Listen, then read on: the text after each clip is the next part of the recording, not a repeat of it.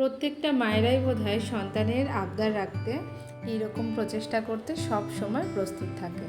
তো আমিও মেয়ের আবদার রাখতেই আজকে বানিয়ে ফেলেছি 2 রকমের নিমকি, আর সেই সঙ্গে বানিয়েছিলাম একটু সুজি দিয়ে, মানে বরফির মতো। সুজিটাকে একটু শক্ত করে নামিয়ে সেটাকে বরফির মতো কেটে ওপরে একটু কাজু কিশমিশ দিয়ে গার্নিশ করে নিয়েছি। তো এটাতে আলাদা করে সেরকম কিছু দেখানোর কিছু নেই, তাই ওটা আর ভিডিও করিনি। আর এখানে নিমকি যখন বানিয়েছি, এটা আমার যেহেতু প্রথমবার, তাই আমি একটু ভিডিও করলাম যে কেমন হয়। যদি ভালো হয় আপনাদের সঙ্গে শেয়ার করব, আর না হলে তো শেয়ার করার প্রশ্নই নেই। যাই হোক, মোটামুটি ভালোই হয়েছিল, তাই জন্যই আপনাদের সঙ্গে শেয়ার করছি। আর এখানে আমি কিন্তু এটা পুরোটাই আটা দিয়ে বানিয়েছি। তো এর মধ্যে আমি কিছুটা মশলা মিশিয়েছি, তার মধ্যে যেমন কালো জিরে, একটু জিরে গুঁড়ো, একটু ধনে গুঁড়ো, আর সেই সঙ্গে দিয়েছিলাম পরিমাণ মতো লবণ আর সামান্য পরিমাণে একটু চিনি। আর এখানে আমি ঘি গরম করে বেশ ভালোভাবে কিন্তু আটাটাকে ময়াম দিয়ে নিয়েছি, এবং তারপরে অল্প অল্প জল দিয়ে, একদম রুম টেম্পারেচার জল দিয়েই আমি আটাটা মেখেছি। এবং অল্প অল্প জল দিয়ে একটু শক্তভাবে আটাটা মেখেছি, যাতে একদম নরম না হয়ে যায়। তারপর ওপর থেকে একটু তেল দিয়ে এরকম ছোট্ট একটা বাটিতে আমি এটাকে কিছুক্ষণের জন্য ঢেকে রেখেছিলাম, 10-15 মিনিটের মতো। এর মধ্যে এদিকে আমি তেলটাও অন্যদিকে রেডি করে নিয়েছি, মানে গ্যাসে তেলটাও গরম করতে বসিয়ে দিয়েছি, কারণ এরপরে খুব বেশি টাইম আর লাগবে না। তো এখানে আমি প্রথমবার বলে অল্পই নিয়েছি, যে কেমন হয় কি না হয়।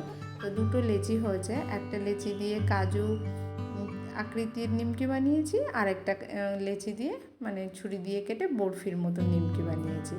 তো আপনারা দেখতেই পাবেন। তো এখানে আমি প্রথমেই বেলনি আর পিঁড়িটাতে একটু তেল মাখিয়ে নিয়েছি, যে কারণে আমার কিন্তু এখানে বেলতে কোনো রকম আটার প্রয়োজন হয়নি, আর আটা আমি দিইও নি। তার জন্য এরকম পুরোটা গোল হয়নি, একটু অন্যরকম হচ্ছে দেখতে, তবে সেটাতে কোনো অসুবিধা নেই। এবার যে কোনো ঘরে যে কোনো রকমের ঢাকনি দিয়ে, বোতলের ঢাকনি হোক, ওষুধের বোতলে, জলের বোতলে, যে কোনো বোতলের ঢাকনি দিয়ে কিন্তু আপনি এইভাবে ছোট্ট ছোট্ট করে কাজু আকৃতির নিমকিগুলো বানিয়ে নিতে পারবেন। এবং আটাটা যে আমি বেলেছিলাম সেটা কিন্তু দেখুন একদম পাতলা করে বেলিনি, একটু মোটা করেই বেলেছি, যে কারণে কিন্তু নিমকিগুলো বেশ ভালোই হয়েছিল।